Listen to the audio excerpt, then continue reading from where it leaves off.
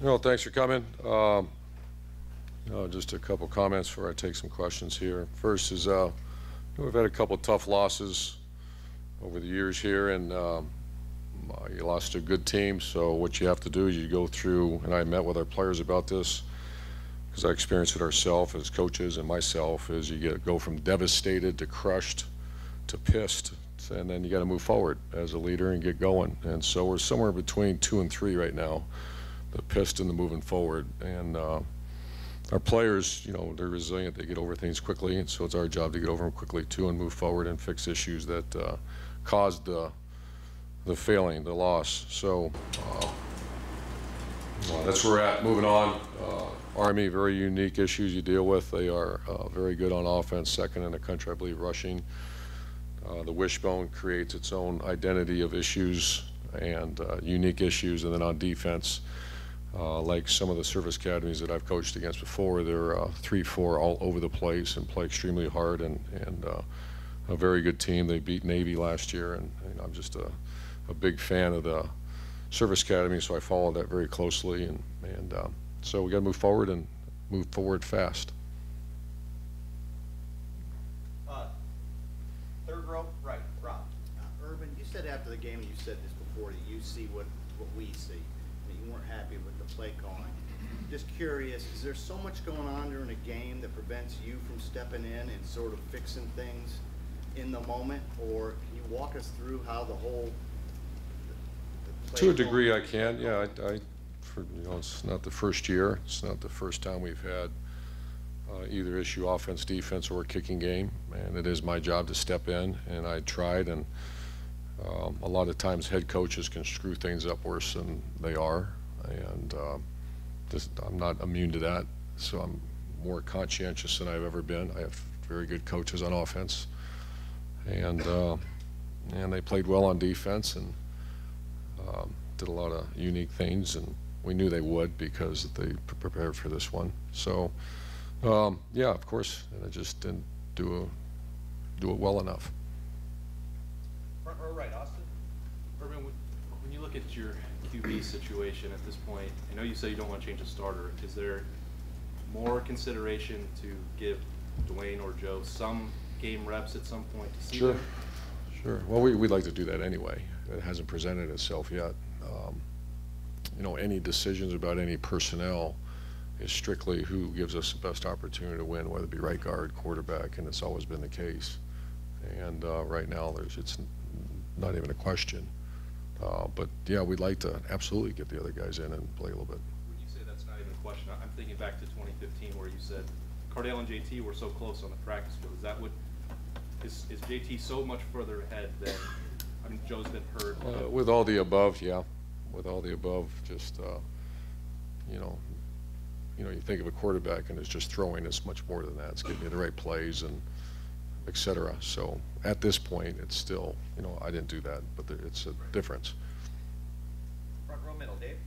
Urban, you said this is the Ohio State offense. Can you explain how much autonomy Kevin Wilson has as far as designing the offense and calling the plays? Yeah, it's a term we used, and you might get tired hearing it. It's enhance it and make it better, like every coordinator we've had, and he's had that opportunity, and will continue to have an opportunity. Defensively, the defense gave up nearly 500 yards. I know Baker Mayfield played well, but as the defensive coaches analyzed the film, what was the biggest issues that they passed along?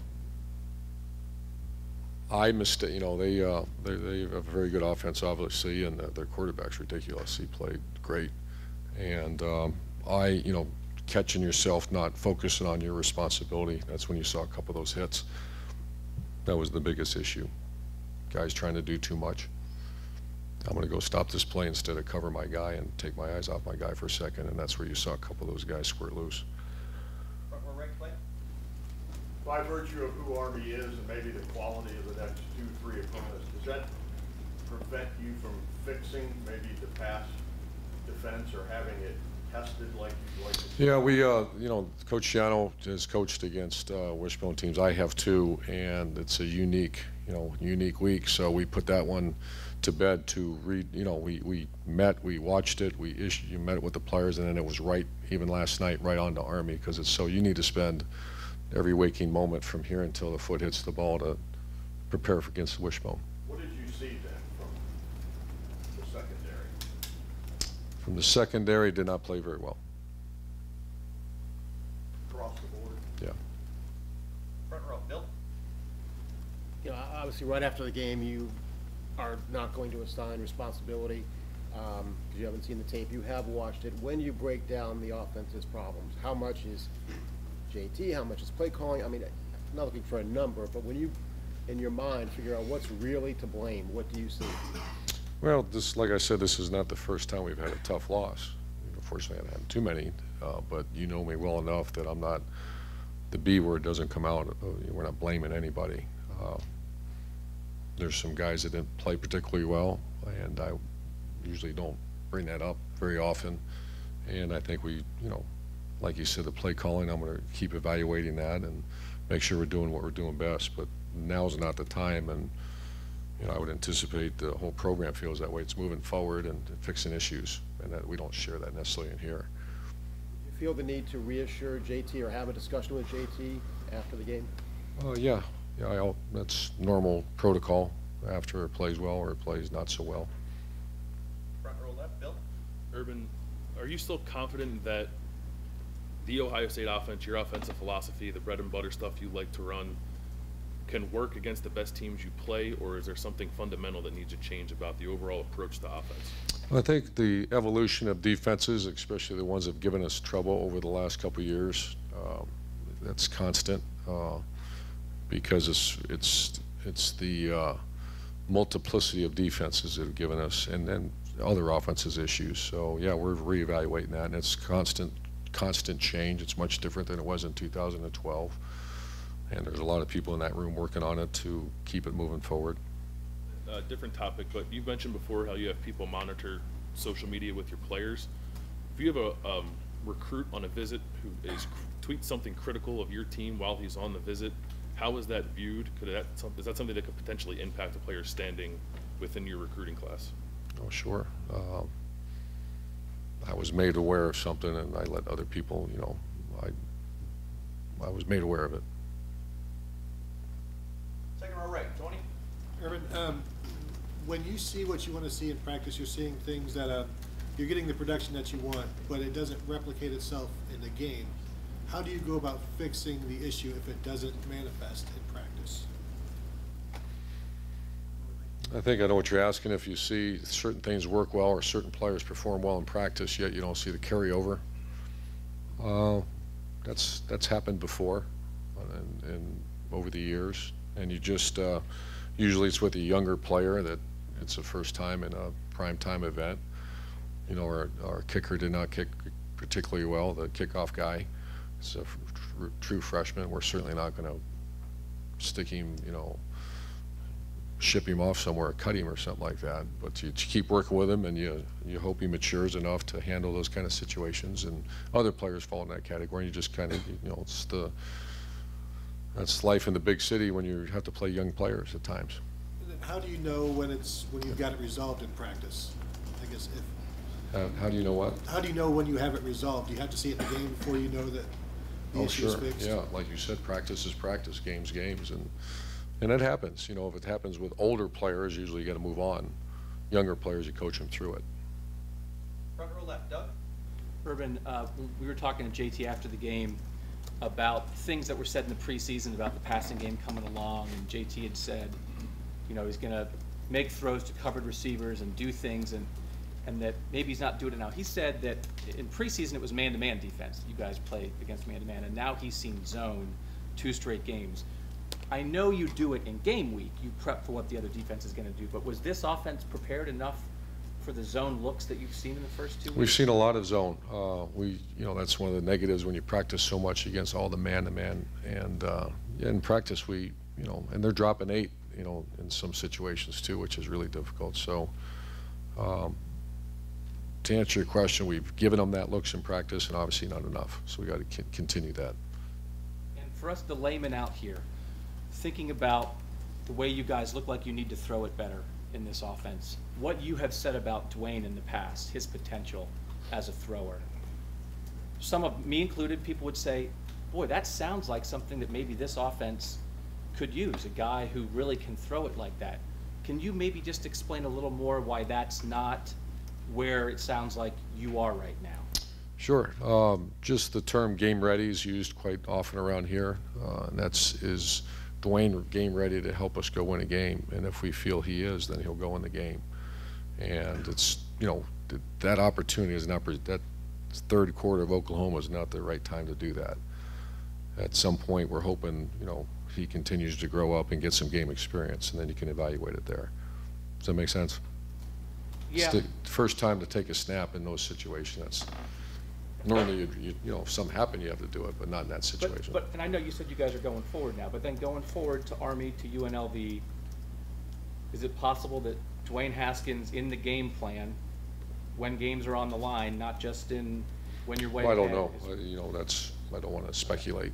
And just to make sure we're understanding your thinking on this, you said it doesn't matter, right guard, quarterback, anybody, you play who gives you the best chance to win, right? Sure. When the guy is a 3-time captain, one of the great leaders you've ever seen, how does that factor into any decision you're making about JT though? No, that's part of the, when you say the right guard, it's not just can he block the nose guard. You take all the intangibles, tangibles, everything, and you make that decision. So those things you just mentioned, absolutely, they're in the equation. It's called being a really good football player. The other things you got to continue to work on. So how much is, your question is how much does that play into it? A lot, and that's with every position. Front row right, Tim. Yeah, Urban, when you look at JT, everybody keeps bringing up JT. I've seen at least 3 opportunities where you guys could have had an over-the-top deep ball play that would have maybe, I don't know if shut people up, whatever you want to call it. 2 of them, one was overthrown, but the other 2 were to experienced receivers who didn't make the play. When do you start evaluating, I guess, that side of it, and when do you bring on maybe younger players in that regard?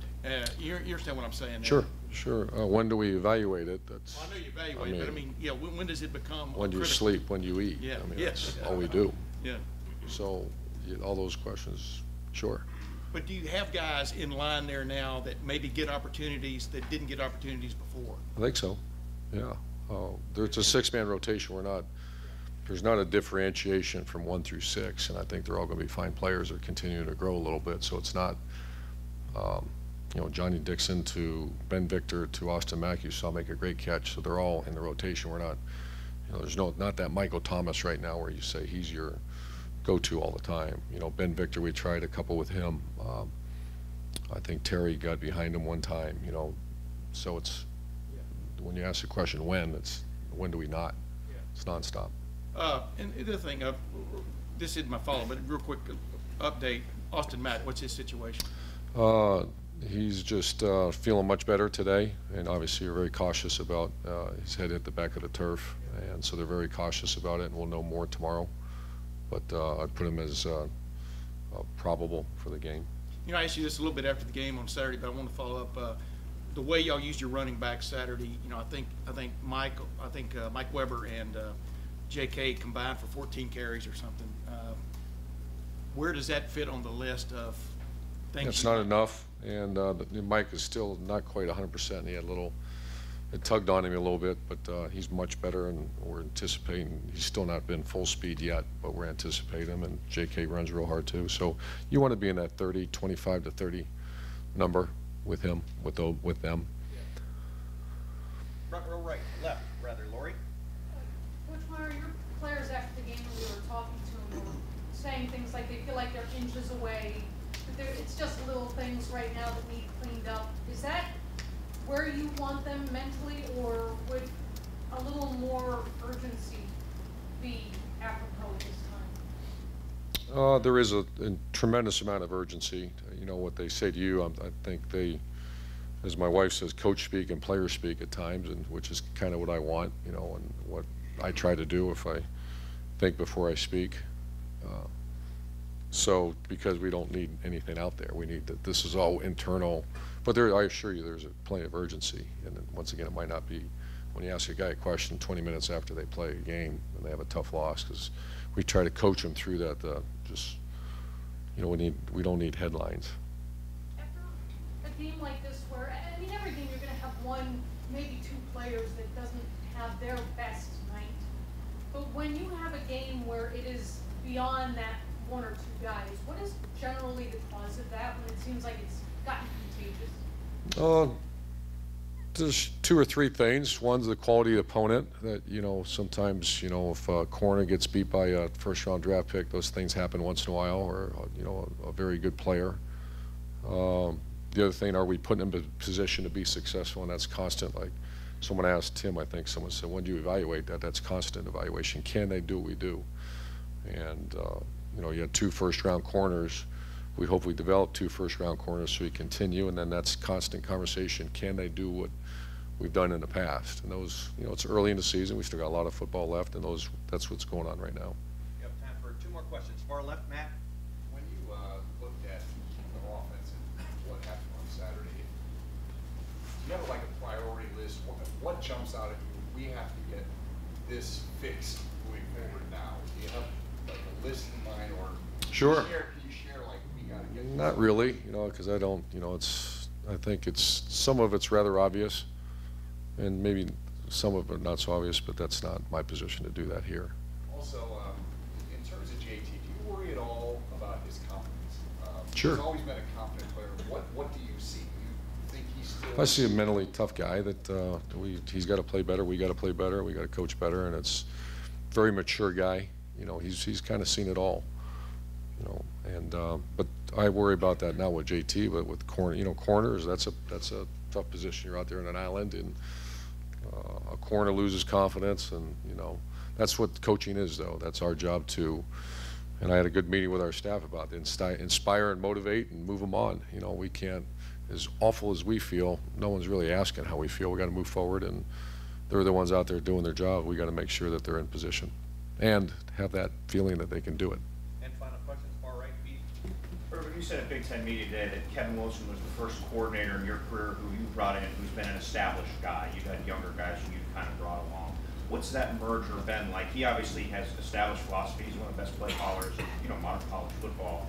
Coming in to your offense, just how has that merger gone? And do you think we may see an evolution of maybe towards more things we saw with Kevin in other places? Sure. I think if it fits, you know, I kind of, after the first half of Indiana was not particularly well, but the second half flowed very well, and it did not flow necessarily well against Oklahoma.